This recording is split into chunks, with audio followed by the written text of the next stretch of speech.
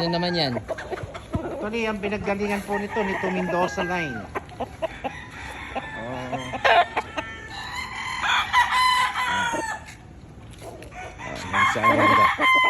Pero ang process po, siyempre, Magic Jade na. Ganda. National, local. National.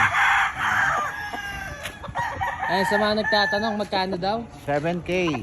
7K minimum. Minimum 20. Minimum 20 pieces. Ayan guys, sa mga stud, 7K. Minimum 20 pieces sa mga nagtatanong guys. Para isa na lang. Nakikita ko naman yung mga messages nyo kaso madami nga. Kaya gawa na lang tayong video. Gagawa rin kami video. Papakita namin sa inyo lahat ng pagpipilian natin guys.